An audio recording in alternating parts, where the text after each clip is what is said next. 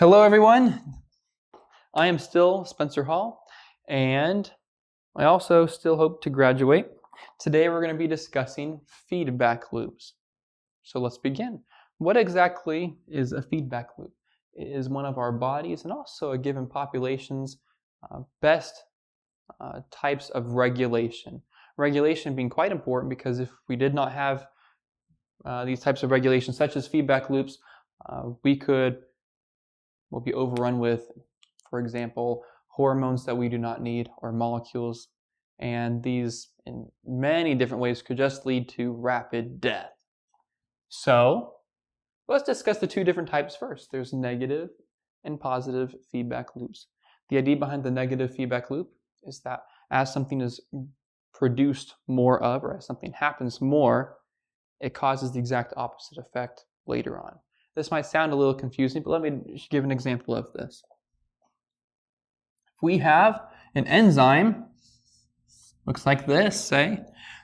This is a little site where a substrate can fit. And a substrate would just be any molecule that could be, I don't know, floating through your blood, for example.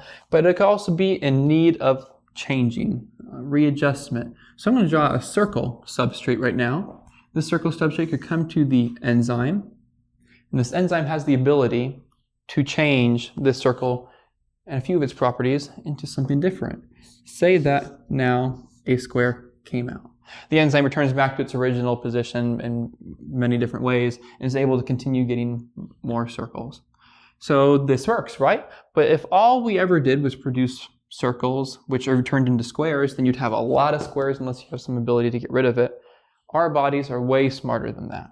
So let's call this enzyme A. And A does not operate alone. Rarely will you see an enzyme do that.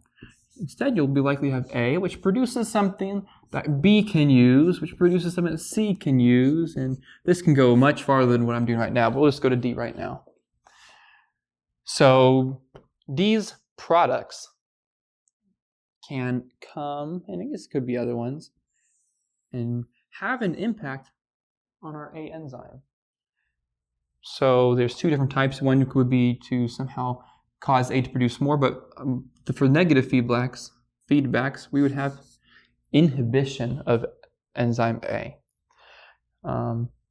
And this could be, let's say that D produces a star shape. So circle, squares go to B, it goes to C's. Maybe they play with triangles, I don't know. And then goes to these stars. Well, this star has a few different methods to sort of shut off or close down A. The star could come in and fill it in here. It's called competitive inhibition. If a star is there, the circle can definitely not fit in there.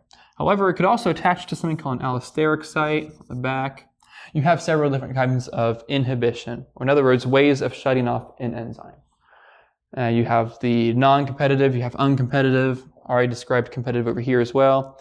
And then there's also like a type of suicide one where it attaches A and completely and permanently closes down this enzyme. In which case now you have to create some more of that as well. But beside the point, this product of D has been able to inhibit A. And as there's less of A, we end up using, or less of A's products, it'll be less likely for B to work to get the new products, and then C, and then D, which interestingly enough, now means that there's less things to stop A from doing its work. And then A can work better, which means that more B will be produced, more C will be produced, or their products will, and then D, which means that A can be inhibited more. As you see, this kind of continues to go in a circle, increasing and decreasing. The idea, though, is regulation, as I stated earlier. And that means this will be around a perfect amount that is needed. This is a very smart system our bodies have. But negative is only one type. Positive is another. So I'm going to draw here a baby. This baby is in, I don't know, that's like a uterus. And then you have a cervix here. The idea is as the baby continues to grow, it pushes against this wall, this cervix. And as that happens, a signal, boop, boop, boop, is sent up to the brain. That's going to have to, okay, that's not really a brain, but it's a brain.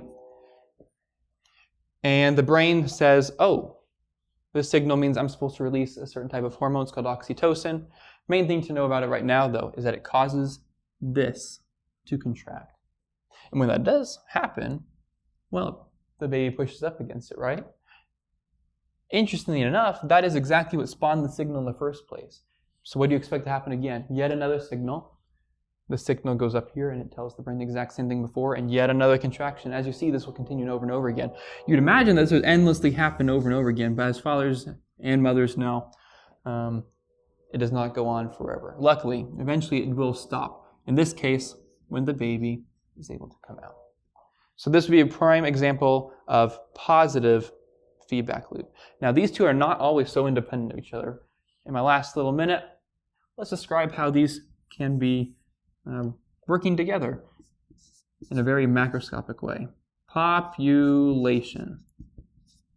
If you have an increase, say, in a population, what would we expect the number of births to do?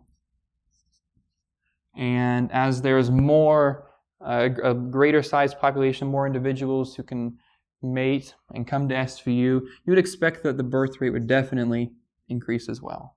And as births increase, given time, they'll bring about their own increase in population. That is, increase in the population, which yet again would bring about a greater number of births, and it continues on until something happens. This is a general rule.